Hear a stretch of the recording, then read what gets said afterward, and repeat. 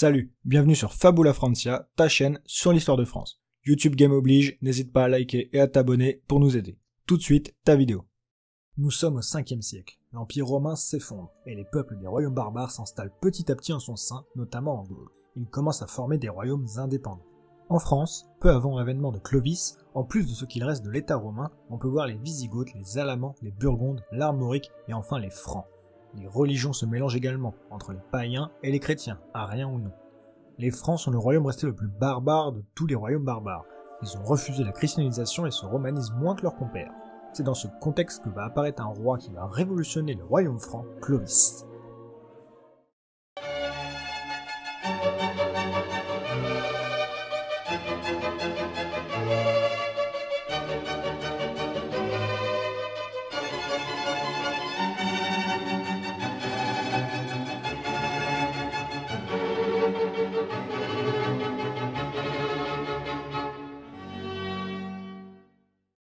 On ne connaît pas la date exacte de naissance de Clovis, on estime que c'est autour de 466. Il est le fils du roi franc Childéric et de sa femme Bassine de Thuringe.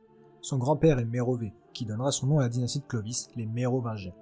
Le royaume franc est coupé en deux, entre les Saliens au nord et les Rhénans au sud. Clovis devient en 481 ou 482, à seulement 15 ans, le roi du royaume des Francs saliens. Le titre de roi est alors utilisé pour tous les chefs de guerre barbares au service de Rome. Il noue immédiatement une alliance avec les Francs rhénans pour stabiliser sa position et va se tourner vers les dernières terres romaines en Gaule contrôlées par Syagrius. Clovis conquit des villes importantes comme Reims ou Paris. L'ultime bataille se déroule à Soissons où il vainc Syagrius, dernier représentant de la légitimité romaine dans la région. Même s'il arrive à s'échapper à l'issue de la bataille, il sera capturé par les Wisigoths qui le rendront à Clovis qui l'exécutera. Pour continuer ses conquêtes, il faut d'abord de nouvelles alliances. Il en noue deux importantes au sud. La première avec Théodoric, roi des Ostrogoths, qui contrôle l'Italie du Nord, en lui offrant la main de sa sœur, Odoflède. La seconde est avec les Burgondes, en épousant la nièce de leur roi, Clotilde. Elle est primordiale, et c'est elle qui va permettre à Clovis d'évoluer. C'est une femme de premier rang, plus grande encore que Clovis. Ce mariage permet donc une progression sociale, et le royaume franc entre dans la cour des grands. Elle est également très catholique. À partir de leur mariage en 492 ou 493, elle pousse son époux à se convertir. Pour Clovis et ses hommes, le christianisme n'a pas de sens. Dans leur vision germanique, leurs dieux sont grands, forts et conquérants. Ils ne peuvent pas suivre Jésus, un homme qui a accepté d'être tué sur la croix et qui promeut des valeurs pas toujours compatibles avec la guerre. Clovis stabilise aussi sa position dans son propre royaume, en envahissant les terres de certains de ses voisins francs. L'exemple le plus connu est celui de Cararic. Ce petit roi avait promis de suivre Clovis contre Syagrius, mais lors de la bataille de Soissons, il reste en retrait et attend d'être sûr du futur vainqueur pour le rejoindre. Il participe tout de même au partage du butin.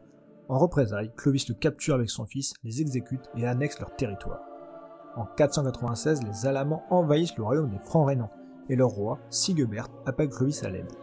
On sait peu de choses sur le déroulement des opérations, mais la bataille décisive a lieu à Zülpich, et sera renommée bataille de Tolbiac. Clovis et son armée affrontent en infériorité numérique l'armée allemande de Guibul. La bataille tourne mal pour les Francs, Sigebert est gravement blessé et sera désormais appelé Sigebert le Boiteux. Clovis est en difficulté.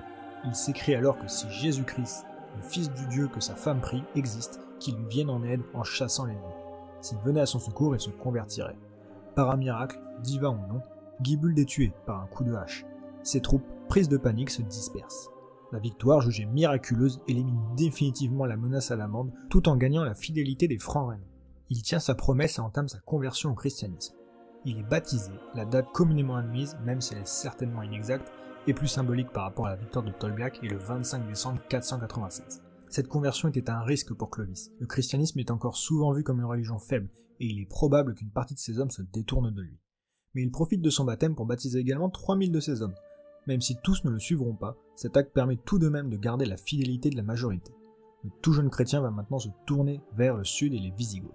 Clovis se lance dans plusieurs raids entre 496 et 498 contre eux, et renforce son alliance avec les Burgondes et les Armoricains. Les Wisigoths inquiètent par leur puissance, et leur alliance avec les Ostrogoths. Mais l'empereur byzantin met la pression sur les Ostrogoths et les empêche d'intervenir dans tout autre conflit. Les Francs et les Burgondes profitent de la situation et décident d'attaquer les Wisigoths isolés en 507. Les Francs attaquent par le nord et les Burgondes par l'est. Près de Poitiers, à Vouillers, Clovis et ses Francs rencontrent l'armée Wisigothe du roi Alaric II. Clovis tue ce dernier en combat singulier, ce qui pousse son armée à fuir. Les Wisigoths sont repoussés en péninsule ibérique. Les Francs occupent désormais l'Aquitaine. Les Ostrogoths, inquiets, tentent malgré tout une invasion des nouveaux territoires par l'est. Ils récupèrent la Provence, mais sont empêchés d'aller plus loin par les Byzantins qui leur mettent la pression. Clovis entretient de bonnes relations avec le Basileus et l'invite même à le rencontrer. Dans le royaume franc, il fait le ménage. En 507, il fait assassiner Sigebert, le roi des Francs rhénans, par son propre fils, Clodéric, qu'il fait ensuite assassiner. Il exécute aussi plusieurs de ses cousins pour récupérer leurs terres et éviter leur séparation. Il possède désormais un royaume unifié et règne sur une grande partie de la France actuelle. Il utilise les dernières années de son règne pour passer 3 réformes importantes, la loi salique, l'adoption du bréviaire d'Alaric et le concile d'Orléans. Les Francs ne sont pas un peuple très romanisé, mais les nouveaux peuples conquis, eux, le sont bien plus. Il est donc difficile de s'entendre sur des lois. Les lois saliques sont environ 56 articles et s'appliquent principalement aux Francs saliens. Pour les peuples gallo-romains, Clovis décide d'appliquer la loi écrite par Alaric II qu'il venait de tuer, dite du bréviaire d'Alaric. Celles-ci sont plus proches des lois romaines. Tous les habitants du royaume n'obéissent donc pas toujours aux mêmes lois. Enfin, le concile d'Orléans, en 511, réunit 32 évêques du royaume. Ce concile permet de mettre en place les relations entre l'église et le royaume franc. Clovis n'est pas le chef de l'église, même si c'est lui qui obtient le droit de désigner les évêques. Il reste relativement autonome. Ce concile marque définitivement l'alliance entre l'église chrétienne et le royaume franc de Clovis. La capitale du royaume est déplacée à Paris, c'est ici que Clovis meurt, en 511, à 45 ans, d'une maladie. Son royaume va être séparé entre ses 4 fils. Sa fille épousera le roi de Visigoth. Clovis marque donc un tournant majeur dans l'histoire de France. Son règne voit la fin de la présence romaine dans la région. Il unifie un grand royaume où chacun garde malgré tout une certaine autonomie. Il marque le début de l'alliance entre la croix et le roi chez les Francs. Il est le premier rex franco-romain. Je te remercie d'avoir regardé cette vidéo, j'espère qu'elle t'a plu, n'hésite pas à laisser un commentaire pour en dire ce que t'en as pensé. Je suis sûr que c'est déjà fait, mais dans le doute, n'hésite pas à liker et à t'abonner. Tu peux aussi nous retrouver sur Instagram et TikTok, les liens sont en description. On se retrouve très vite pour d'autres vidéos sur Fabula Francia.